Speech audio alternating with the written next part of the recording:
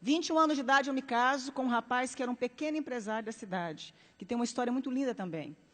E os meus pais foram no meu casamento para não ficar feio para a sociedade, porque até então eles também não conversavam comigo ainda pelo fato de eu ter me apaixonado em Jesus.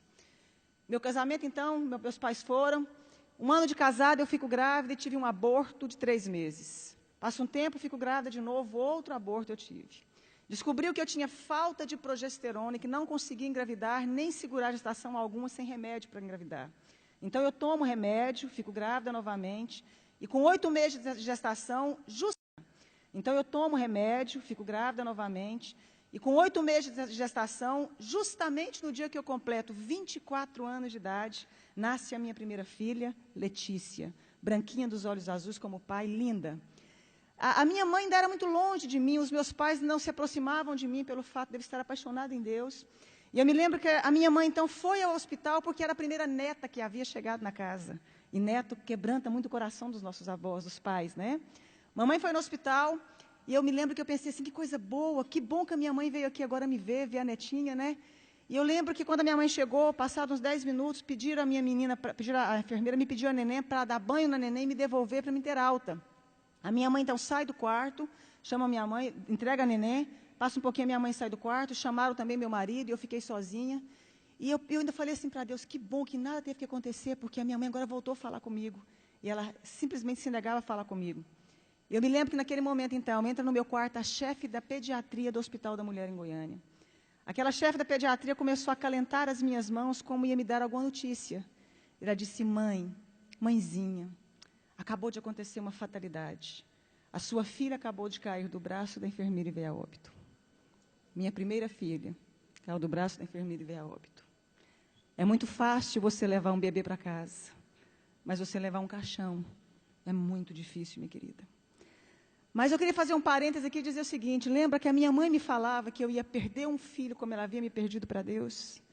E eu fazia uma oração que Deus fizesse o que fosse preciso para encontrar o coração da minha família e se revelar a eles. A minha mãe não falava comigo, isso me doía muito. Quando então eu recebo a notícia, minha mãe já havia recebido a notícia na porta do hospital.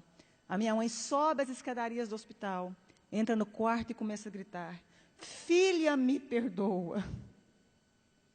Filha, eu queria que você tivesse perdido um filho para as drogas, para o mundo lá fora, mas não nessa fatalidade. A minha mãe começa a abraçar as minhas pernas, beijar as minhas pernas.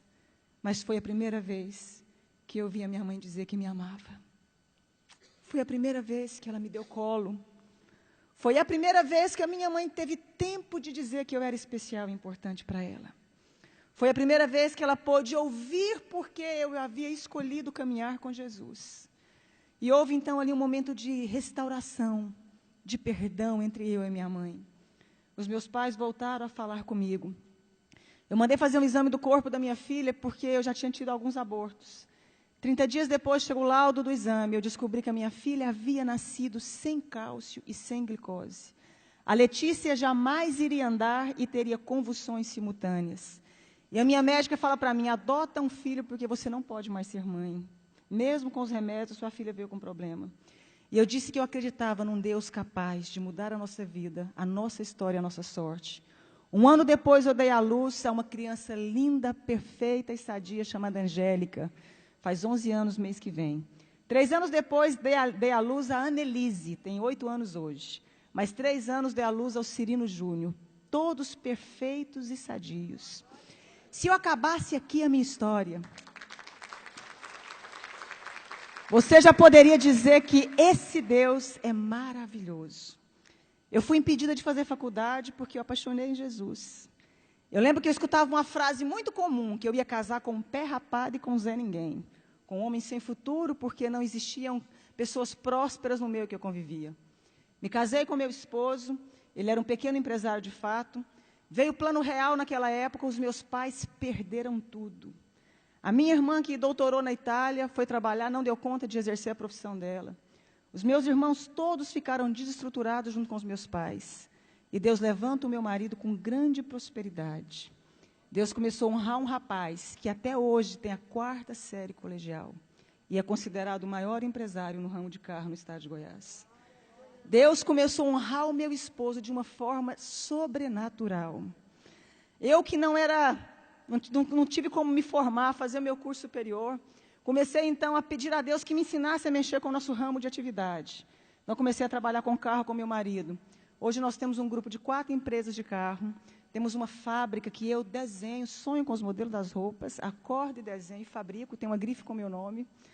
Né? E como se não bastasse, comecei a fazer programa de televisão falando de Deus, falando de como sai de crise, falando de como superamos os momentos difíceis da vida. E aí, autodidata ainda, Deus achou que não estava bom, me fez virar escritora. Tenho 35 livros escritos, 7 deles editados, né? E sou presidente também de uma ONG chamada Mulheres que Fazem a Diferença. Eu pude entender algo na minha vida, que quando a gente acha que a gente não é ninguém, e que não tem como mais resolver a nossa história, existe um Deus capaz de fazer um milagre na sua vida. Existe um Deus capaz de mudar toda a sua história. Para terminar, os meus pais, quando perderam tudo, vieram trabalhar para nós. Meu pai trabalhou como meu motorista há muito tempo, agora eu dei um caminhão para ele trabalhar na cidade do interior, cuidando de frete. A minha mãe é a chefe da minha fábrica. Os meus irmãos um tempo trabalharam conosco.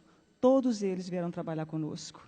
Deus, meu pai um dia chorando me disse, um dia eu te disse que Deus mudasse a sua história, mas eu não imaginava que eu fazia parte dela. E eu quero dizer uma frase para você, dentro do nosso tema. A pessoa que é covarde, ela não tenta fazer nada na vida. O fracassado, ele não termina. E o vencedor não desiste. Você nasceu para vencer.